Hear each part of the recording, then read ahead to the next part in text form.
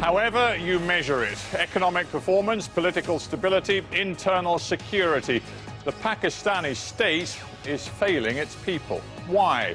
And what prospect is there of radical reform from within? Well, my guest today would dearly like to be Pakistan's agent of change. For 15 years, former cricket star Imran Khan has led a reformist political party. He says his country has now reached a tipping point comparable to the Arab Spring. But are Pakistanis ready to put their faith in Imran Khan?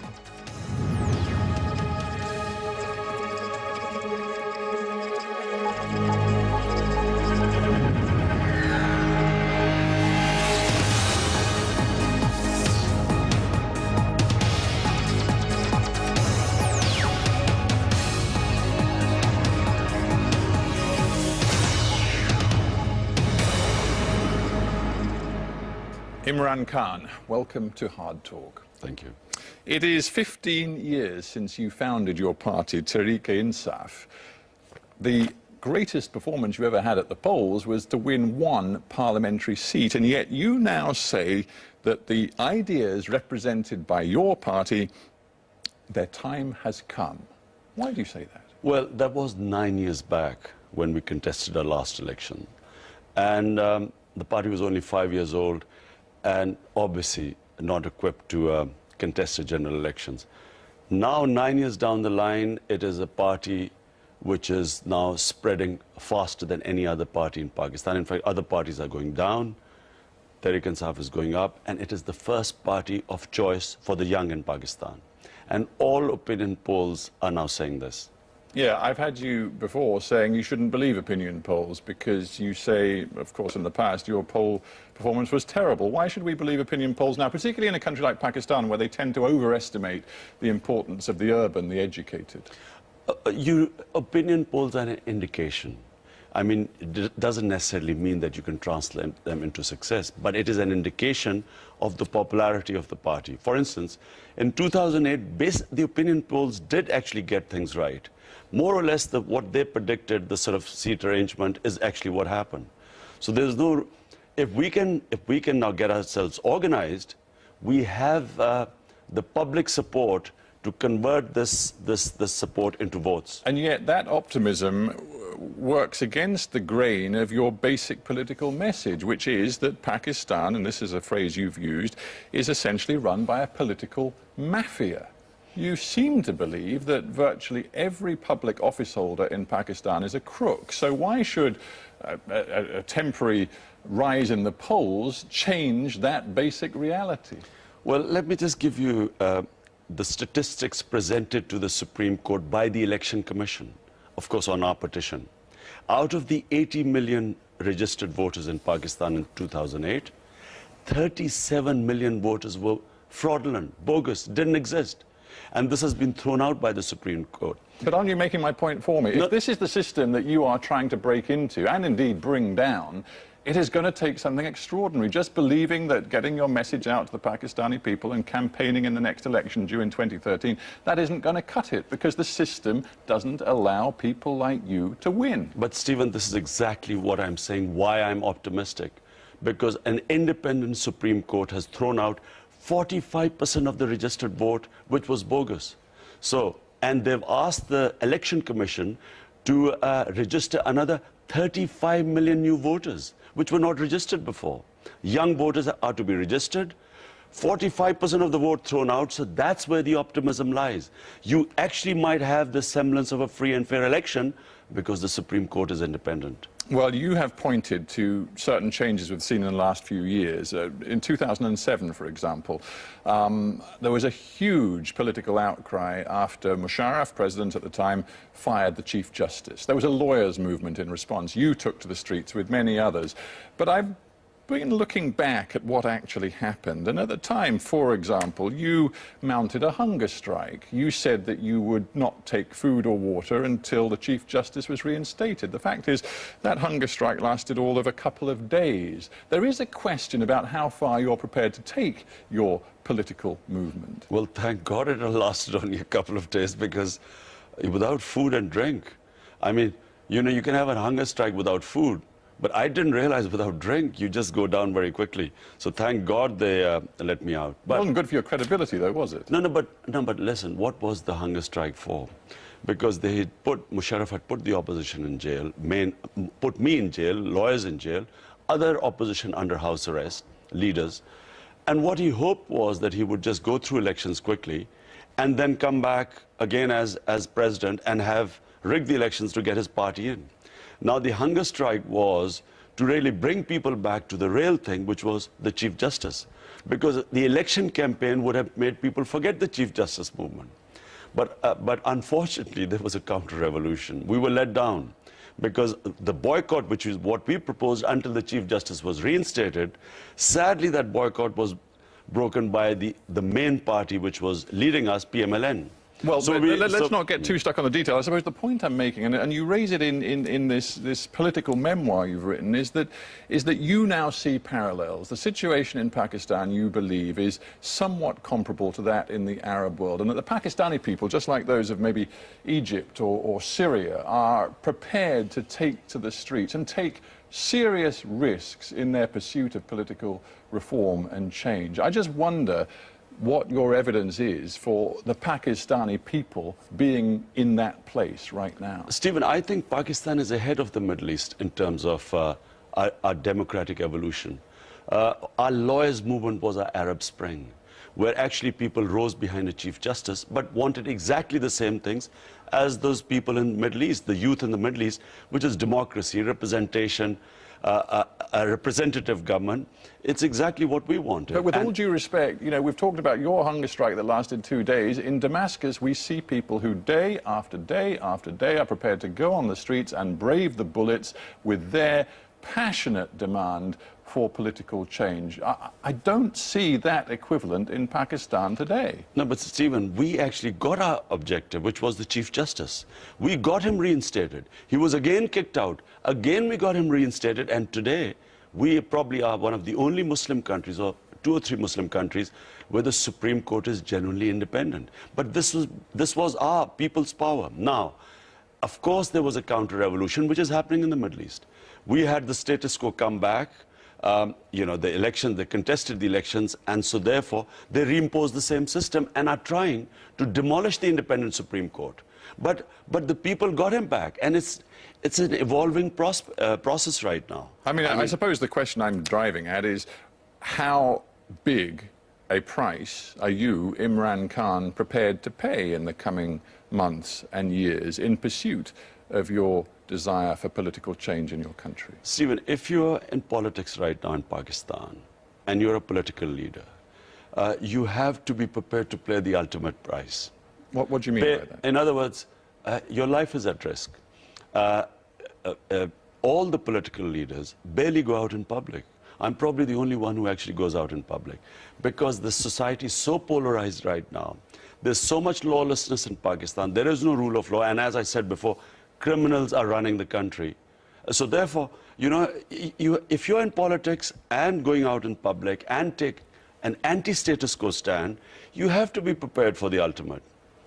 This brings me, in a way, to a rather personal reflection on your life. And you've opened yourself up to it because you've begun to write about it. That is, some of the personal decisions you've taken in the course of your post-cricket life and the way in which they played into politics. One is, of course, your marriage to Jemima Goldsmith.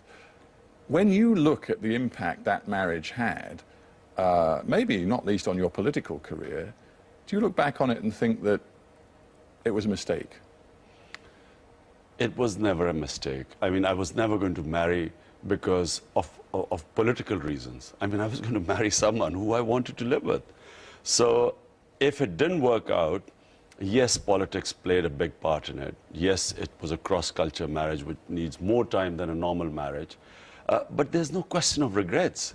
You know, you try your best in the given circumstances. You take decisions in those particular circumstances at the time. Circumstances change, and there are a lot of variables at play, and things don't work out. But it doesn't mean that that's a mistake. No, but it is a reflection upon you in a way. I mean, you married for love, you make that plain, but that love wasn't enough, was it? in Britain, if everyone marries for love, and yet you have almost half of the marriages ending up in divorces, it's not because there's something wrong with the love or anything. It's that circumstances change. A lot of variables are at play to make a marriage work. One of them is that you must have the same passion. You must be growing in the same direction. Problem that happened with my marriage was the moment my opposition or the politicians attacked my ex-wife and attacked her at first Jewish lobby, then other various attacks. Her father was of Jewish origin. She was from a fantastically wealthy family. You would have been very naive if you hadn't thought from the very get-go that those were going to be factors that would be played against her and against you once you were a married couple. Well, no, I won't say naive. I just didn't expect in Pakistani politics. Very rarely are families brought into the fray. This is not normal in Pakistani politics. You do not talk about people's families. So this was new for me. But it also happened because I was attacking their corruption. Because they could not attack me back on my corruption, which they do with each other. With each other, one says, so-and-so is corrupt. He says, you are also corrupt. And so they keep quiet. With me, they couldn't attack me on corruption, so they went for the soft target. And I must say, I didn't expect it. And it's unusual for Pakistani politics. But here's the nub of it, and here's why I mention it in relation to you saying that, in politics in Pakistan, you have to be prepared to pay a massive price. You say now that the raising of your children is the most important thing in your life. And yet you had a choice to make, because when Jemima took the decision that such was the difficulty of her life in Pakistan, she was going to go back to London, return to London, you could have made the choice to go with her. Your relationship was still strong. You could have given up politics and given up your life in Pakistan, but you chose not to. Stephen, number one, it's not just that my children are most important. They gave me the greatest happiness. Fatherhood gave me the greatest happiness. And the fact that once Jemima could not live in Pakistan anymore, wanted to come back. Leaving Pakistan was never a choice for me because, she married a certain man. Me, a man who was driven or always had passions, I think that's what made what I was, and that's what might have impressed her. Me living a purposeless existence in London would not have been the person Jemima would have married. I would have probably lost self-worth or a purpose of existence because I have not known a life without a passion from 9 onwards. Always I was driven by something. So what would I have done in London? And would that marriage have lasted anyway? Do you ever regret that decision? Because it fundamentally changed your relationship with your children forever. The only time, children are the collateral damage of a divorce, and probably they suffer the most. And of course, I mean, anyone who's been through a divorce knows the sort of pain that causes. But the important thing is that, when she went back, and the second election is really which took its toll on her. The first election, she actually campaigned with me. But because of her attacks in the first election, second election, we kept her out. So basically, for 5 months, she was on her own, and I was going all over the country. And by that time, I came back, and then they still attacked her. Even though she wasn't in the election, they called her something to do with a book she read about Salman Rushdie, that he was a teacher or something. And so they attacked her. And that's when, by the time I came back, I think that's when she had given up. So that's when she decided to go back. Now, what were the choices? I mean, I hoped that it would still work out, that somehow she would come back. But gradually, in a year or so, I realized that, she had just got settled in life there. And that was your new reality, that you stayed in Pakistan, you committed yourself to politics, which brings us back to the political arena. Faith is very important to you, is it not? And it's important in your politics. You've made an increasingly prominent sort of set of statements about the way in which faith colours your political actions. In what way? Well, I actually, in the book, I trace how I came towards faith and what faith means to me. They're two different things. Because what does faith, I mean, the whole point of religion and politics, Islam and Pakistan, The whole point of that book is to clear a lot of misconceptions. Either you're supposed to be secular or you're supposed to be religious. Either you're a westernized person who with Western values in our society, or you are one of the masses, or you're a fundamentalist. So I had to clear this. What does faith mean for me? If it wasn't for my belief in God, which happened much later in my life, I would not be in politics. Because fundamentally, how does it differ? How does faith change you? It changes you because a spiritual way of life means a selfless way of life. It means you have to, how much God gives you, you have a responsibility to the society. A materialistic way of life or a selfish way of life means look after yourself. Well, I understand, you know, Islam is very important to you, but it does raise questions for any politician in Pakistan about what that means in terms of the vision they have for a future Pakistan. For example, we have seen in the recent past a number of politicians murdered inside Pakistan because they were prepared to make a stand for freedom of religion, freedom of belief. Thinking in particular of Salman Taseer, the governor of Punjab, who was gunned down because he expressed support for a woman who was in prison under the blasphemy laws. He wanted fundamental change in those laws. Did you support Salman Taseer's stand? Probably the only politician who actually condemned the killing and actually more or less said the same thing as Salman Taseer. Do you know that even his own party members wouldn't... Sorry to interrupt, but that you didn't. I mean, I looked and checked what you had said after he died, and you clearly condemned the murder, but this is what your own party website carried of your statement. You said there is a sound reason for the blasphemy laws, and the real reason, you said, for the rising terrorism, of which Taseer's murder was a part, was actually the US-led war on terror. Exactly. Blasphemy laws, for a start, were not made by Pakistan. They were at the time of the British. The reason for the blasphemy law was that when communities were living together, they did not want one community abusing the sacred entities of another community, and there'd be a clash. That's when the blasphemy laws came in. But you sound like you're justifying the blasphemy laws. You just told me that you were on the same side as Taseer. Taseer wanted the blasphemy laws totally changed. He wanted to end the death penalty as a punishment for blasphemy. He wanted the evidence base to be much stronger so that people couldn't just be taken to court on hearsay. He did not believe in these blasphemy laws. It sounds like you do. Blasphemy laws are to prevent a community from having a bloodbath. It is to actually, if the laws are implemented properly, and now this is the thing, the statement which actually Salman Taseer said, the blasphemy laws should not be abused. So in other words, innocent people should not be caught in it. That's basically what he was trying to say, which is exactly what I said, that no one should be allowed to abuse blasphemy laws. Now, Stephen, understand this. Every law is abused in Pakistan. This is a small part of what is happening at a larger level. It's a small part with symbolic significance. No, we don't want to spend too long on blasphemy. One little point. It's not just Salman Taseer has been killed. There are imams in the mosques who've condemned suicide attacks have been killed. A religious scholar who I know, Javed Ghamdi, has to leave Pakistan to live in the US. And why is that in Malaysia? And why has that happened? Because the war on terror has polarized our society. The reason why I blame the war on terror is the same remark made by Salman Taseer would not even have made news before 2004. Today, the society has got so polarized, anyone caught on the other side, considered to be pro-American, anti-Islam, a collaborator, is at risk. And when Salman Taseer is gunned down, surely the first onus upon a political figure such as yourself is to absolutely condemn the form of extreme Islam, the jihadi mentality, which led a man to pull a gun on Taseer and murder him. Stephen, you go on our website.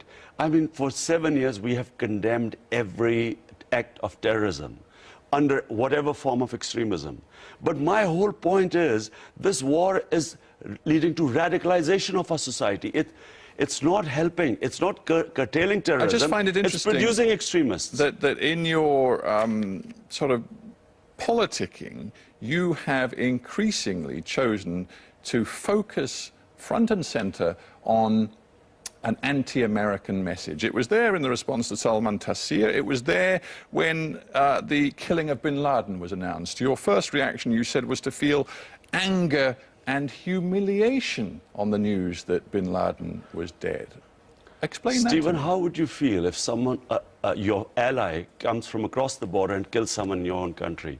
And here you are giving immense sacrifices for that neighbor or for that country. Pakistan has lost 35,000 people dead. $70 billion lost to the economy. But we're talking about Osama bin Laden. We're talking about the mastermind of the 9/11 attacks. Was it not perhaps a sense of shame that he was in Pakistan, and as the Americans went on to claim, almost inconceivable, the Pakistanis did not know in some form that he was there? Maybe shame about that, but also a sense of relief that, thank God, he is no longer capable of leading Al-Qaeda and its terror activities. Stephen, for one, whether Pakistan government was complicit or whether it was incompetent, as said by Panatta, I'm talking as a member of Pakistani public who's not part of the government. Well, you're talking as a responsible leader in Pakistan, a man who aspires to actually lead the country. Exactly. And now, how would I feel but I'm a Pakistani citizen, but my country has given 35,000 people dead in a war we had nothing to do with. $70 billion lost to the economy when total aid has been $20 billion. How would I feel that my ally, who we are fighting for, does not trust us, instead comes and conduct the operation itself? How does it help? Should they not have told our government? If it's either it's an ally or it's not an ally. How does it help in terms of the future stability of Pakistan for you to tell the Americans that you want to see them completely out of your country in terms of intelligence cooperation, in terms of their anti-terror activities in Pakistan? You want to cut all ties, and you believe that will lead to greater stability. When the Americans are alleging right now that the ISI, the Pakistani intelligence agency, is actively helping the Haqqani network and other militants do their deeds inside Afghanistan. First of all, if this myth being spun that 4,000 or 5,000 Haqqani Taliban is the reason why the US is not succeeding in Afghanistan. 140,000 US soldiers in Afghanistan, greatest military machine in history, is not succeeding because of these 4,000 or 5,000 fighters that are supposed to be holed up in North Waziristan. Does that make sense? That's number one. But I just come back to that. Does America not have a right, in terms of self-defense, to pursue these people if the Pakistani government will not pursue them? But are we Pakistanis not allowed to criticize American policy? Are slaves allowed to just say, does the United States have a right of self-defense if these people are not going to be rounded up and detained by the Pakistani government? Does the US not have a right to do it? But does the Pakistani government also have not any semblance of sovereignty in our country, that maybe they are fighting this war on terror, which is why 35,000 people have died?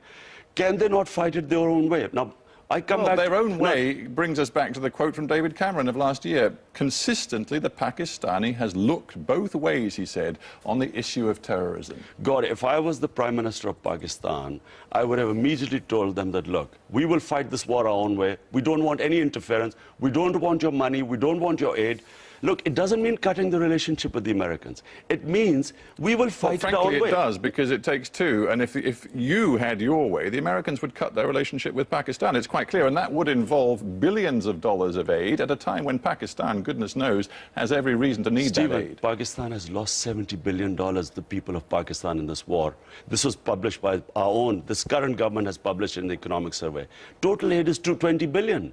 This aid is destroying us. Look, I would tell the Americans that what do they want from Pakistan? There should be no terrorism from our soil. That's all they should want. We'll do it our way. If I am perceived as a puppet of the Americans, it takes away my credibility and ability to fight terrorism. Because of me, there will be more people picking up guns. Look, puppets create terrorists. They create radicals. If it was a sovereign government, we would deal it with our own way.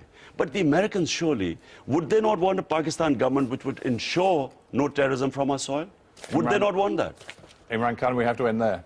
Thank you for being on Hard Talk. Thank you.